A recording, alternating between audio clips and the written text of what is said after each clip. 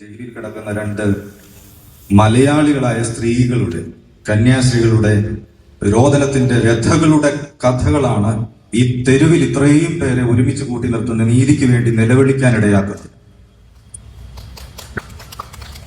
July മറ്റൊരു മനുഷ്യനെ കൂടി ഓർമ്മിപ്പിക്കുന്ന ദിവസമാണ്.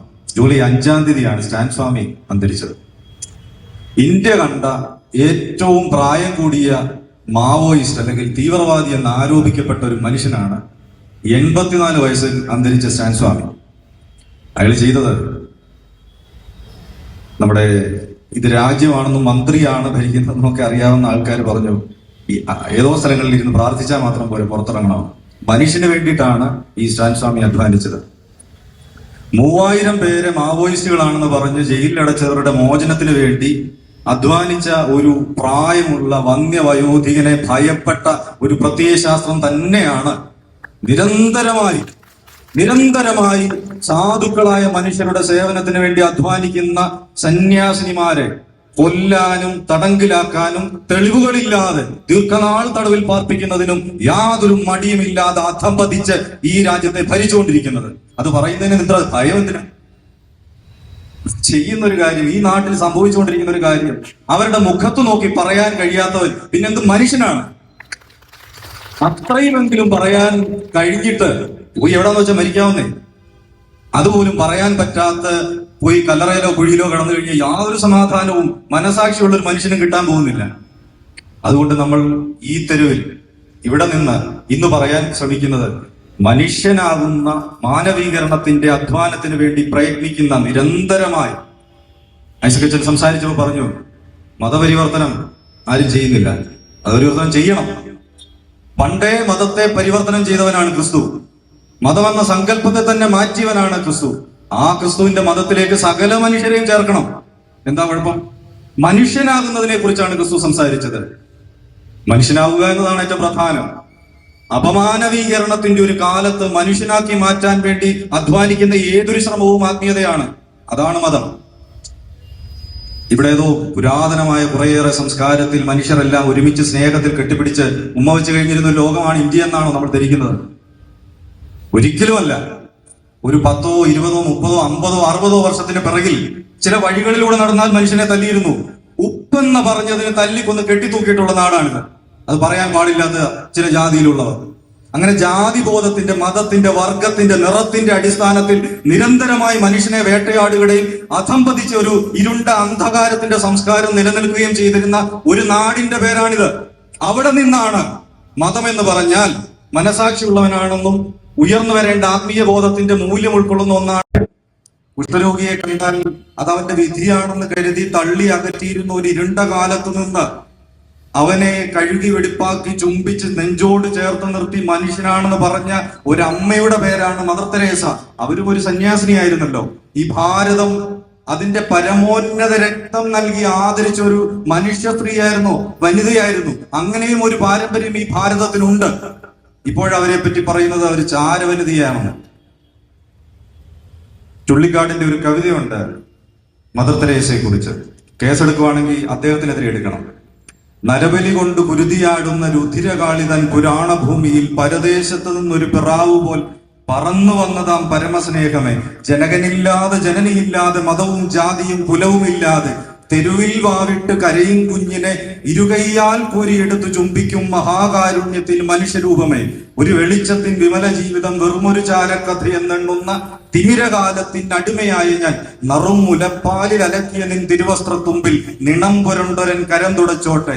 മഹാപരിത്യാഗം മറന്ന ഭാരതം മദർ തെരേസയെ മറക്കുമെങ്കിൽ മരണമല്ലയോ മഹിത ജീവിതമെന്ന്. അതും ഒരു സന്യാസിനിയാണ്. ചുക്കിച്ചുളിഞ്ഞ മുഖമുള്ള, വെളുത്തവും നീലക്കരയുള്ളൊരു സാരി ഉടുത്ത ഒരു സന്യാസിനി. ഒരു വർഷം മുമ്പാണ് അവരുടെ ഒരു പ്രതിമയ്ക്ക് നേരെ കല്ലെറിഞ്ഞ് ഒരു സ്കൂൾ മുറ്റത്ത് അവരുടെ പ്രതിമയുടെ ചില്ലുകൾ തകർത്തൊരു സംഭവം ഉണ്ടായി.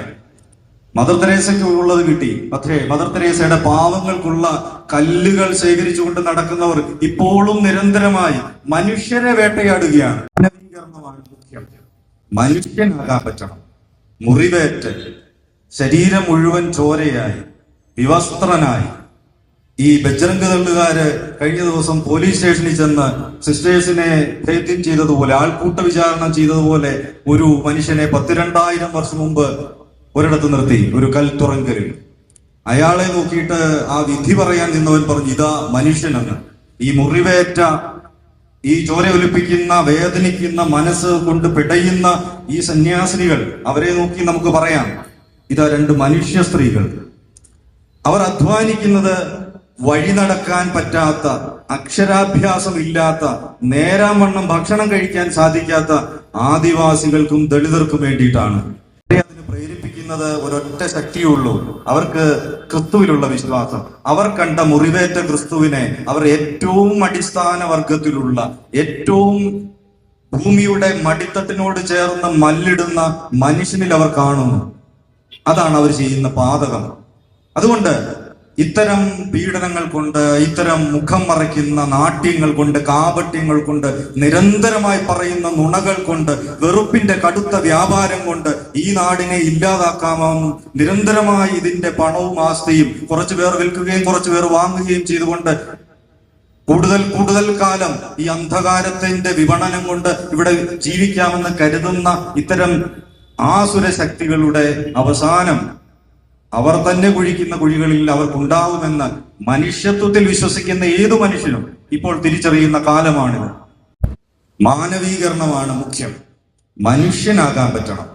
മുറിവേറ്റ് ശരീരം മുഴുവൻ ചോരയായി, വിവസ്ത്രനായി ഈ ബജ്രംഗ് ദളുകാര് കഴിഞ്ഞ ദിവസം പോലീസ് സ്റ്റേഷനിൽ ചെന്ന് സിസ്റ്റേഴ്സിനെ ഭേദ്യം ചെയ്തതുപോലെ, ആൾക്കൂട്ട വിചാരണ ചെയ്തതുപോലെ ഒരു മനുഷ്യനെ 12,000 വർഷം മുമ്പ് ഒരിടത്ത് നിർത്തി, ഒരു കൽത്തുറങ്കലിൽ.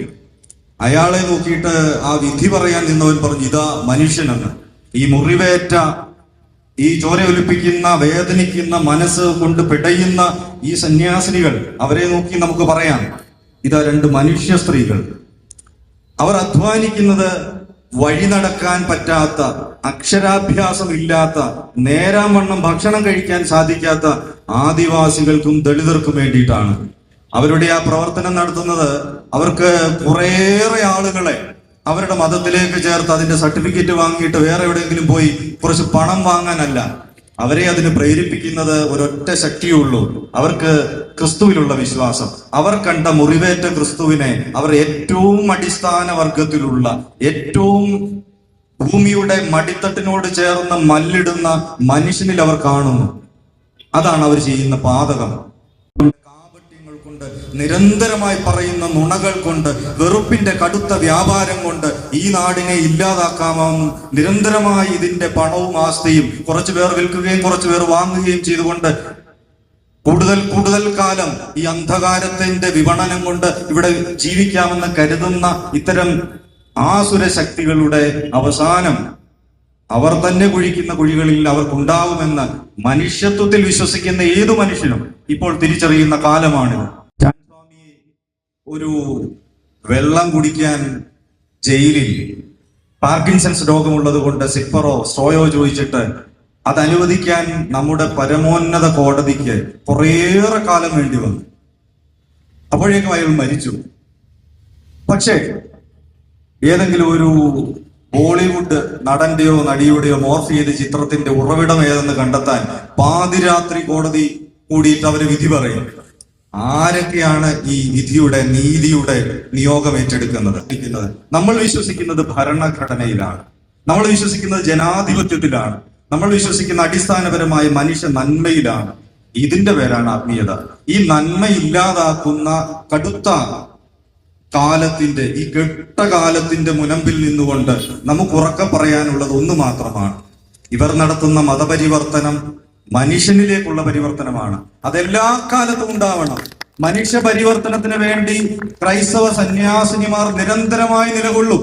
അവരതിനു വേണ്ടി സഹിക്കുന്ന പീഡനങ്ങൾക്കും അവരുടെ കഷ്ടപ്പാടുകൾക്കും അവർ കാണുന്ന ഒരൊറ്റ ന്യായമേ ഉള്ളൂ: ക്രിസ്തു. അതാണ് മനുഷ്യൻ. മനുഷ്യരായി മാറാൻ നമുക്ക് സാധിക്കുന്നില്ലെങ്കിൽ പിന്നെ എന്തിനാണ് ഈ മതങ്ങൾ? മനുഷ്യനായി മാറാൻ സാധിക്കാത്ത ഒന്നിന്റെ പേരിൽ നിരന്തരമായി ആൾക്കൂട്ട രാഷ്ട്രീയം നടത്തുന്നതിൽ എന്ത് കഥയാണുള്ളത്? ഏതുതരം ദൈവവിശ്വാസമാണ്, ഏതുതരം മതബോധമാണ് ഇവരെ നയിക്കുന്നത്?